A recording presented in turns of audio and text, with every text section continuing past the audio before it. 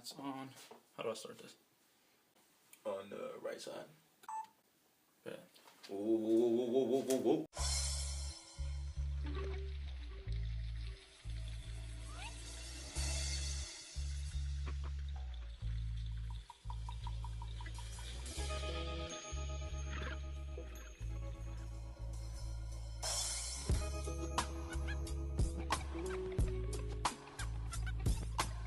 He was one of the first people who knew that I was writing a book.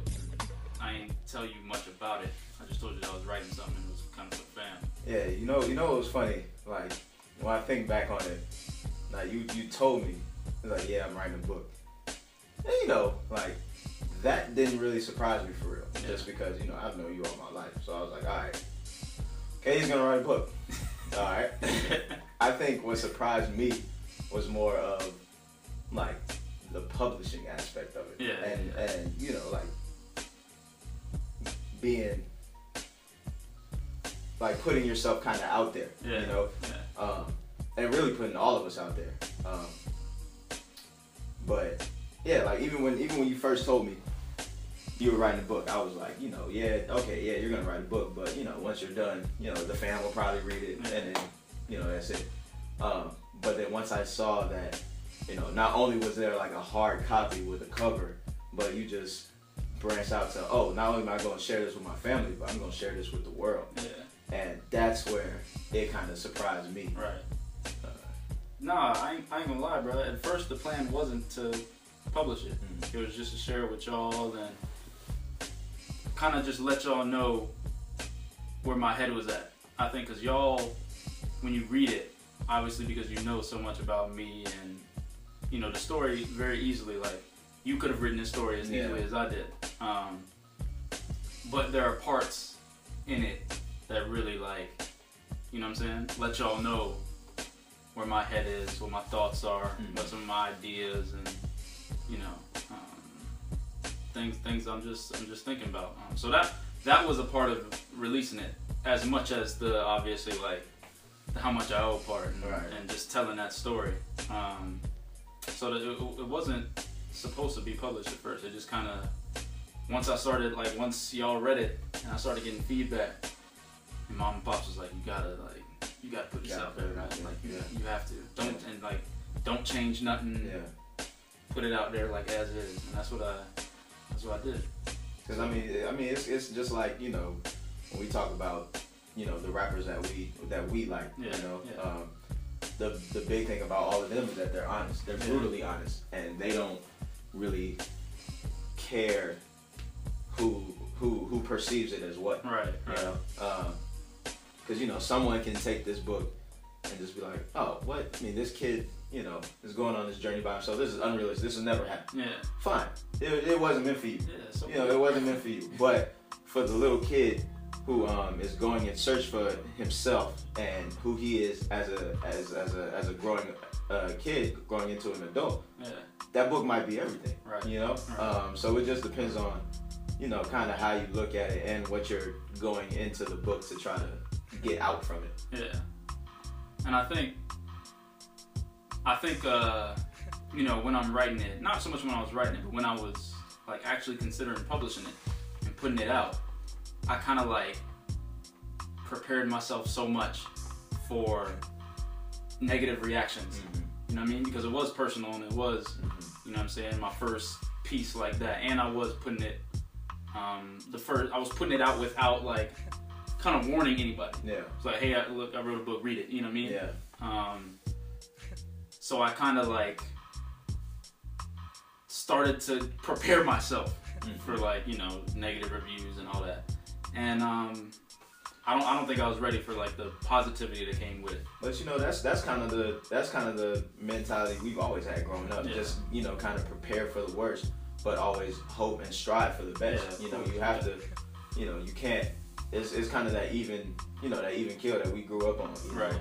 Whether you have successes or whether you have failures, you can't dwell on either one of them. Right. So you just gotta put as much thought into the negative feedback, and just be at the same time, be very optimistic and say, well, if anything, I did something that I never thought I would be able to do. And that's, publish a book that's pretty much about, my life, my brother's life, my family's life. Yeah. That's unheard of, for real. So what did you like when you started reading it? Like what was your thought process? It's like not so much the preface, but like getting into, well, I guess the preface too, but getting into chapter 1 when you were starting to realize like, I know from like jump, you was like, damn, this is. Yeah, it was heavy. And I still remember the conversation on FaceTime that I had with you. I was in Macedonia and I got the book. You shipped it to me and I got it. Or you sent the care package. That's right, because I wasn't, that's right. You sent the care package and I got it. I was already over there when I finished it. Yeah, and I remember I FaceTimed you and I was like, yo, bro, just got the book, along with my snacks and stuff. Just got the book. But it was late. It was probably like 12. Yeah. And I said, I'll probably just like read the preface, read the first chapter, and I'm gonna go to bed, bro. I'm tired. I got an early practice, And it was funny at the time. You were like, yeah, all right. Like, okay. Like I hear you. I hear what you're saying, but all right. And so it's kind of like what Mom said when I saw Mom's interview. It was just, I just read it, and then I started reading, and first off, the dialogue hit, and just off that first conversation with me, you, Ditto, and Thad, that in itself kind of set the tone for the whole book for me. Right. Just because that's a typical, any day in the summer with us growing up, that's what you're getting. Right. That's no matter if it's Monday, Tuesday, if it's raining outside, whatever the case may be. If you were there for those summers, those long summers where Ditto and Thad stayed every day at the crib, every single day, would go home for a day to get new clothes and then come right back. That was it. Yeah. And so once I kept reading, I said, damn, Carisbrook, Witcher Westmere, Edenton, everything just started, falling into place. And I read it in one sitting. Like I probably went to sleep at like 3, 4 o'clock in the morning. Right. And I could have easily just as easily called you and just been like, yo, I have so many questions. What were you thinking? And we eventually had those conversations. Yeah. But it was just, my mind was racing just because, like I said, I knew you were going to publish a book, but to this extent, for me, like I said, the average person's going to read it and they're not going to know they're not going to know the significance of Edenton. They're not going to know the significance of Westmere, Carisbrook. Right. But with each little passage, I guess, I don't know the word for it, but as I kept reading, it just felt like home, and the fact that I have this damn near 200-page outlet of home that I can basically get access to at every time is everything, everything to me. And like, I was real interested to see like how you would react to it. And Granny is the one who pointed out. Granny, after she first read it, and like me, Mom, her, Dad was sitting around the house talking about it. He was in Macedonia at the time. This was before, I think it was on the way. The book was on the way to you. She was like, you know who really gonna love this book? Piz gonna really love this book. It was like, and the reason he gonna love it is because he knows he's gonna get more from it than any. Because I know you was able to pick up on like little anecdotes in there. Like it was one I was talking to Thad about. They were watching the show. Something about an alien. An alien in the wig, bro. Nobody else is gonna know what that I knew means. he was going. Nobody else. When I was writing that, bro, I'm laughing, thinking like, he gonna laugh when he reads. Nobody else is gonna. Maybe a select few people are gonna know what that means. But yeah, man, and it's funny for me because and we've had a conversation about this before. Like with me playing ball, basically all my life, and me being fortunate enough to now be a pro at it. Mm-hmm. The one thing I love the game. I love all sports, but the one thing that I told you about that is kind of disheartening in a way, and in a lot of sports is like this. It's not really about creativity, it's all about results. Yeah. Put the ball in the basket, have more points than the other team. Yeah. I don't care how you do it. Yeah. In a way. Now, there's obviously, creative people that play basketball, Steph Curry. Everybody brings something to the game. But when you look at it in its rarest form, it's just, put the basketball in the hoop, more times than the other team. Right. And because of that, I know I've looked at myself at times and say, well, damn, I know I'm not that creative, you know, in terms of expressing myself. Right. You know, I can't sing, can't draw, can't paint, you know what I mean? But whatever, and I like to write, but I'm the type where I'll write something tonight, and then 2 days later I'll be like, what is this? And then I'll just ball it up, you know, just because, I don't know, I just never thought of myself as a creative person. Right. What your book did for me was that it said, hey, you know, here's a way that, no, you didn't write the book, but it's just so familiar, and so it feels so much like home, that I mean, you might as well have just sat down with me, and you know, I took a pen and just write everything. That's what I mean when I say you really could have written it. And that's the main thing for me that I've taken out this book, because you know, Ditto's gonna interpret it a different way than that, even though they're both in the book. The Witch is gonna interpret it a different way than Donnie, even though they're both in the book. Right. But for me personally, being so close to you and seeing you, you know, you setting the example for me through all these years, and just us being, you know, how close knit that we are, it was just like, damn. Like, yeah, he wrote the book. Yeah, he's gonna get the check for it. But you know what I mean? Like, you know, Nah, you legit had like two characters in the book. Obviously Piz, but the narrator was, you know, as much a reflection of you as it was of me. At least I felt. Yeah. I felt so as I was writing it. Obviously, a lot of those experiences are stuff that we experienced together, right, or you know, in a different way at the same time. But yeah, I was excited when obviously like you called me and you was hype about it. That, you know, it kind of like solidified it for me. Like, yeah, man. I mean, it was just like I said, like there's a big difference between, for me, there's a big difference between you telling me like you're writing a book and then you writing that type of book. You know, like it'll be, I don't know, it'll be like me saying something like, oh yeah, I'm a painter. I'm gonna do a painting for the whole family, and then it just be this big old like a portrait, a mural of, you know, everything that we grew up on, all of our influences, you know, basically the things that have shaped us into who we are. Right. And you've given that to me in a book form, and that's probably one of the best gifts that I've ever received, if not the best. I'm glad I could do that. Do you have a favorite part?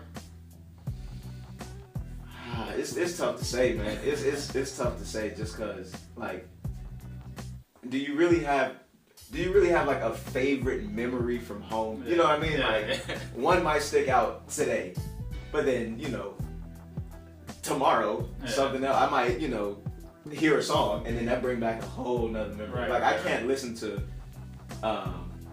what's the song? September?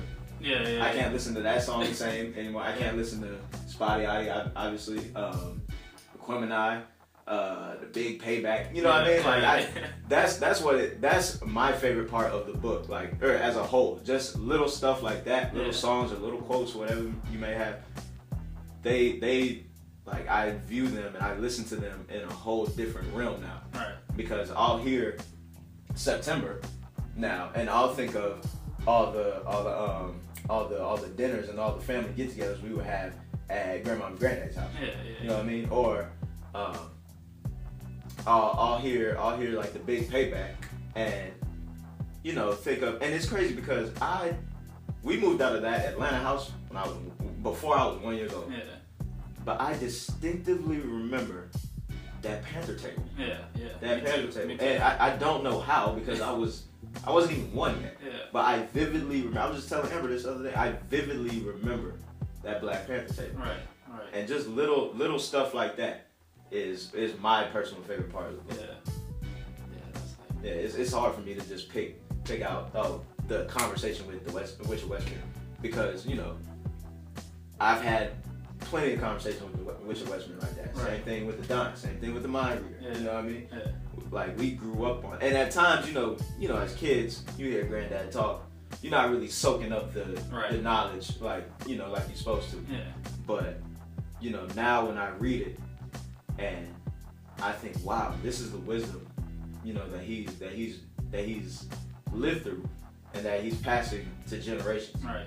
You know, it's little knowledge and little things like that for me, it just makes the book, you know, a whole experience. Yeah.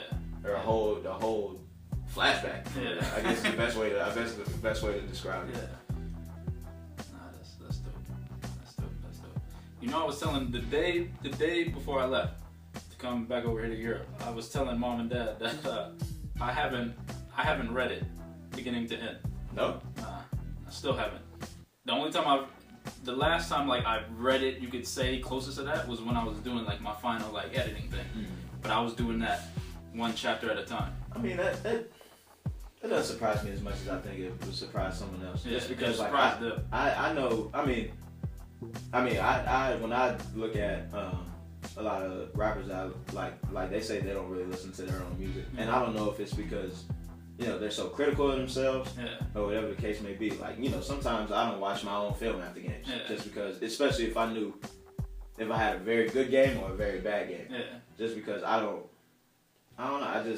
For me personally, I don't like to watch the highlights and get too hyped. Right. You know, like, man, I should be doing this every night, just because that's not the reality. Well, for me, it's a few reasons. One is I won't read it until I finish my next thing, and that's one to motivate me to finish that next thing. Right. But two, it's also so this doesn't bleed over too much into that. You know, I want them to be. I want it to be its own thing. I don't want it to just be like a carryover of the same. I want it to be very much its own. But three, and kind of what I've gotten from it the most is this, like talking to people about it, and they bring up certain things that I low-key had forgotten were like in the book, and they'll bring it up, and I can't remember what it was we was talking about, but they said something I had completely forgotten about that part of the book. Mom had brought it up, and I was like, damn, that was the eyes in the book. On the book. Yeah, the James Baldwin's eyes. I had completely forgotten that was in the book. Just because, you know, when you talk about it, you talk about people's favorite parts. They talk about like, you know, but like little stuff like that, and then I remembered. I'm like, damn, that low-key kind of dope, bro. Yeah. That shit was kind of cool. Yeah. But I like it like re-excites me, reinvigorates me because as soon as she said it, I remembered obviously everything. I remembered writing it. I remembered what I was thinking when I wrote it. Obviously, remembered the passage and all that. But it's just, yeah, it's been a cool process, man. What's been the most difficult part? The most difficult part has probably been. The most difficult part is probably, I'll say two things. One, it's when people ask me what the book is about. That's hard for me. That's hard for me too. I don't like answering. Yeah. I don't like answering that question. Not just about this book because I wrote it, but about any good book. To me, I think all good books are about what it's like to be a human being. No matter who wrote it, when they wrote it, who is the main character doing what. I think that's what all my favorite books are about. That whether it's James Baldwin, The Fire Next Time, whether it's Dostoevsky, whether it's Shakespeare, or whether it's How Much I Owe, I think they're all about, you know, being a human being, surviving this life and making the most of it. So that's tough because I know that's not what people want to hear when they ask, like, what's the book about? You know what I'm saying? And if I tell them what they want to hear, I know I'm not doing it justice. And I also don't want to give too much away. Yeah. You know how like when you watch movie trailers and the trailer gives away. Yeah. When people ask me, because it's hard for me to not be biased. I mean, like, I don't want to just sit here and be like, oh, well, it's a book about my life. Yeah, right. And I'm like, who are you? You know what I mean? Like, but I try to keep it as simple as possible to let them, you know, do the research themselves. Yeah.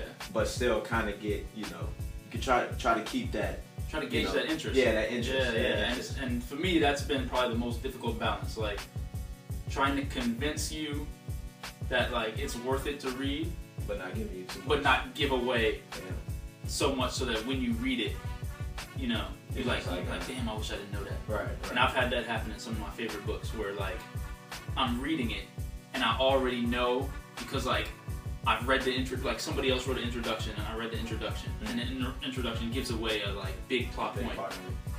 And I read it, and I'm like, while I'm reading, I'm like, see, like this would be so much better, I think, if I didn't know that this was going to happen. Right. You know. So that's been the most difficult. Pretty much those two things, which kind of go hand in hand, I think.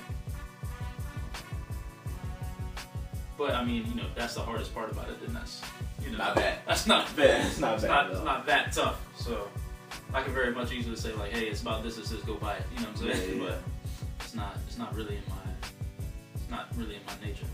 So I don't trip off it too much. But yeah, man, it's exciting. It's exciting, man, and I'm hyped for what's next. Yeah, but I think we all are. I mean, you know, like I said, the people who are on the outside looking in, they're gonna have their opinions, and they're either gonna like it or not. And then, you know, that's gonna be, you know, whether they how excited they will be for the next thing. Right. But I mean, for the first time, I can speak on others' behalf, because I know, you know, me, Ditto, Thad, you know, the Witch, the Don, Mind Reader. I know for a fact that all of us can't wait. Yeah. Just, I mean, and you know me, bro. I'm not a big reader. I'm trying, but I mean, that's just not something that really gauges my interest like that. Never really has, unless, you know, I had to do it for school. Right. But I mean, this book, I've probably read it since I got it last year. And I'm talking all the way through. I've probably read it probably about 8-9 times. Yeah. And in terms of like just picking it up, reading a chapter, putting it down, flipping to another random chapter another day, and just picking up and reading. I mean, that's endless. Yeah. Like if I just want to, I want to see the part about I want to see the conversation with the Mind Reader. Yeah. Or I want to see the festivities at Callan. Yeah. You know. Just, you know, picking that book up, and like I said, just having that refreshing, you know, home feeling, because I mean, you know, I'm sure the people don't, but you know, being overseas for 8-9 months, you know, is by yourself for the most part, is, you know, it could be lonely, it could be boring, whatever you call it, and you can just miss that feel, you know, that home feeling. And what the book does for me, whenever I feel, you know, whenever I might be, you know, homesick or whatever the case may be, I can just pick up that book and just, I can flip to a random page and boom, I'm in the Mind Reader study. Right. With the plastic head with the words on it. Yeah. You know, like people aren't gonna understand that. Yeah. People aren't gonna understand that. But I mean, it's just so refreshing that, you know, I can always, no matter where I'm at in this world, that I can just pick up this book and just be reminded of home. Right. Comfort. Yeah. Going back to something you said like just then, I didn't want to cut you off, but about like how other people might not. That was one of my big things about publishing. I was thinking like, yeah, like obviously the family going like, enjoy this, because I ain't gotta, you know what I'm saying, all I gotta say is the green couch and they gonna know exactly what I'm talking about. Like they gonna be able to see it. But that might not be true of someone who, if I just say the green couch, like, it's not gonna ring the same for someone who doesn't know exactly, like, doesn't have that experience. But see, in my opinion, I think the story itself is so telling that, yeah, they're not gonna grab the little hints and the little things, but they're not gonna, I mean, I don't want to say they're not going to need to, but they won't need to in order to grasp the whole book. And that's what's surprised me the most about it. I've had people who don't know those things and have read the book,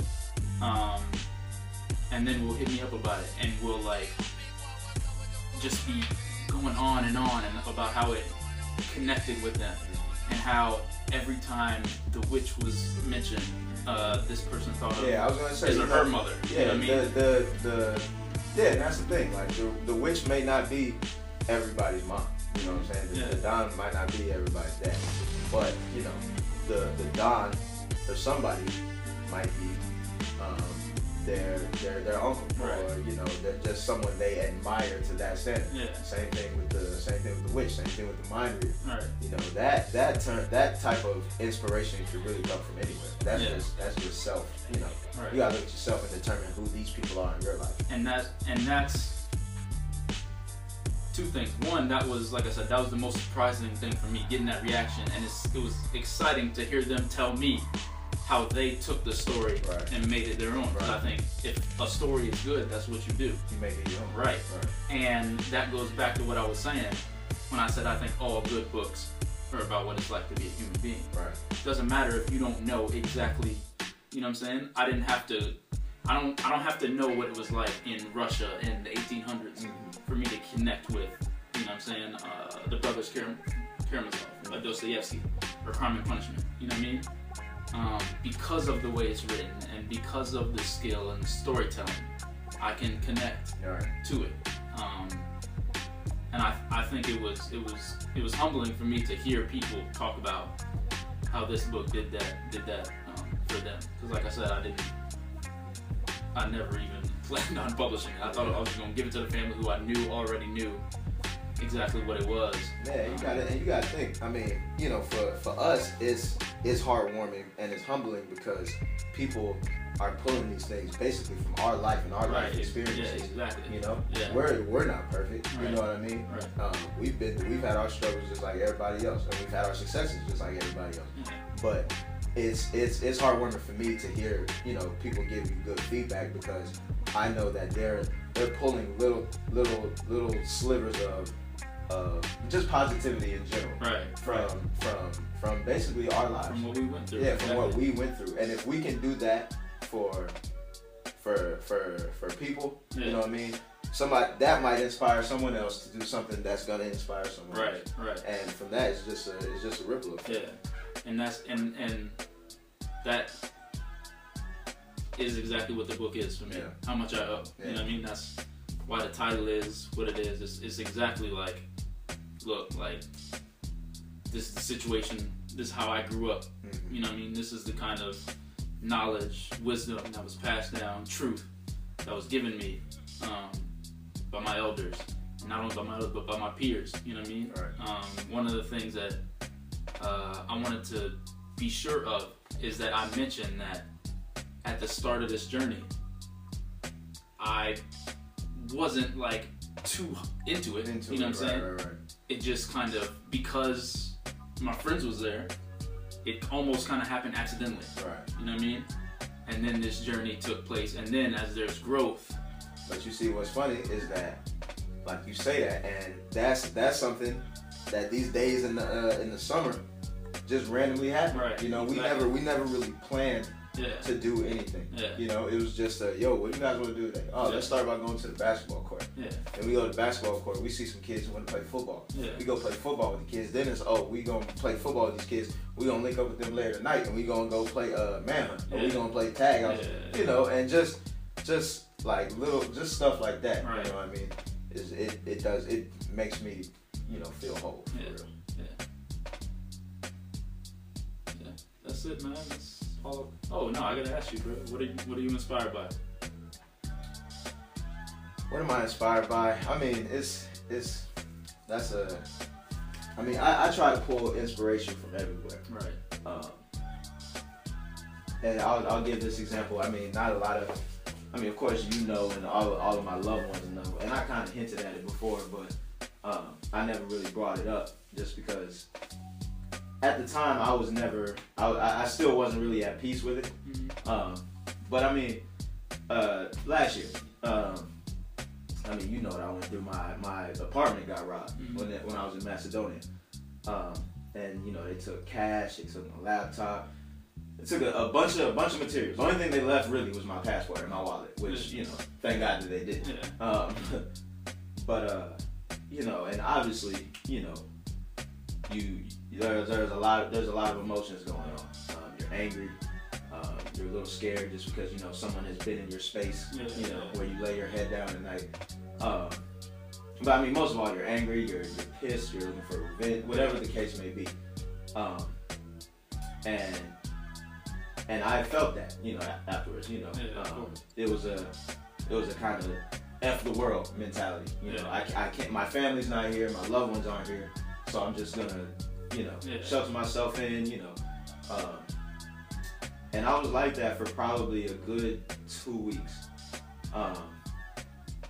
And I remember I was walking outside, I was walking to practice one day, and I looked to my left, and there was this kid. He couldn't have been any older than 10, 11. He was digging through a dumpster. Like, when I say digging, like full upper body digging in the dumpster. For survival, you know, for food, for whatever he can find that he might be able to sell and get him a little change to get him, you know, a croissant, or, you know, a muffin or something. And it was at that moment where I said, yo, I gotta stop feeling sorry for myself. I mean, you know, I got a lot of material stuff taken away from me. And granted, I've never been one to be big on material things. But it's just, you know, when you work hard for things and people take them away from you, it can frustrate anybody. But I saw that, and I said, you know what? I mean, that shit don't matter. You know what I mean? Like, this kid is fighting for survival. You know, I don't even, he might have not even had a place with a roof to lay his head down at night. But I'm over here tripping because, you know, my laptop got stolen. You know, my shades got stolen. Luckily enough, I can afford to get those things again. But he can't. You know, he can't just go out and buy, you know, shelter. He can't just go out and buy food. If he could, he wouldn't be in this position. So that's one example of where I grab inspiration from. Just to, you know, be grateful. You know, be grateful that you can find positivity in anything. And that's something I try to preach to people, is that no matter what happens, you can always find something, you know. You can always take something from it. It might not be something big, but you can always take something from it. So that's one way I can be inspired. Another way is that I look at my close friends. I've seen one of my friends, he's been in pharmacy school for 7 years. You know, he's done a year of basically unpaid work, you know, that the internship, and he just passed his test to become a doctor. 7 years of school. I mean, he could have been quit. He could have been gave up and said, you know, I just want to do something easier. But that's what he wanted to do, and he stuck to it. He had successes, he had failures, but he stuck to it. And to this day, and you know, now he's in a position where he can, you know, finally start his career and it be something that he loved. You know. I grabbed inspiration from that. I grabbed inspiration from another one of my homies who bought a house. And you know, like, and that might not seem like a lot to a lot of people, but for me, like, I've known this guy since we was 10, 11. And he's like the first one out of us to buy a house. Oh, that's big time. Like, that is big time. So, you know, I can just grab inspiration from, I try to grab inspiration from every little thing in life. But I think the thing that inspires me the most is obviously my family, but more so you, and just how you have lived your life. Really ever since I've consciously known. You know, like, 'cause, you know, we're 1, 2, 3 years old. You know, everything I see you do, I'm gonna do. And to a certain extent, that's basically how I was brought up. Just because I look at you in that regard. You know, you wanted to skip a grade, I wanted to skip a grade. I didn't know if I could. Thankfully, I could. But I didn't care. Like, you know, the principal say you have to take. I don't care. I did it. I want to do it because I want to be like. You know, was playing freshman basketball and then going outside and play varsity soccer. I want to do that. Technically, you know, basically, I didn't stick with soccer. But I mean. Just stuff like that, man. The fact that you're publishing a book and you're writing more, you know, that's a big thing too. You know, anybody could have been like, okay, I got this one book, it's about my family, good, done. And you know, I know what's coming up next, but they don't. But just where your mindset is at, going forward is admirable, and that's something that I want you to know that I've always noticed. You know, I still remember, I was thinking about this the other day. I still remember when we called you because I think you had to be 13, 14. I think you were somewhere with the OPD, and we called you Mom called you to ask about IMG residency, if you wanted to do it or not. Oh, I was in Switzerland. Yeah. And like Mom told me, we called you in the office. You mean ODP? Yeah, OPD. I'm thinking police. I'm like, wait, I'm doing the police. He's on dark. But yeah, I just remember sitting there with Mom, and like I didn't know about the opportunity at the time. Like I heard about it, and I was like, all right, yeah, whatever. I was like, he's not going. We about to go to high school together. Like he's not about to. And so we're on the phone, and then Mom asked you if you want to do it, and then obviously you didn't say it's at this age, but I'm gonna paraphrase since we're older now. Hell yeah, I want to do it. Yeah. Like, what kind of question is that? Of course. And I remember sitting at the office phone just like, wait, he's actually about to do it. And then I just remember being so hurt because I didn't know how big that would be for you and your development. Right. I just thought, he's leaving. Yeah. What? Who am I gonna hang out with in high school? Like I'm about to just start high school. Yeah. Like who am I gonna hang out with? But and you remember, what did I tell you? I told you, hey, ask the IMG coach. Yeah. If they got spots on the basketball team. Yeah. I was ready to go to IMG. I mean, but just stuff like that.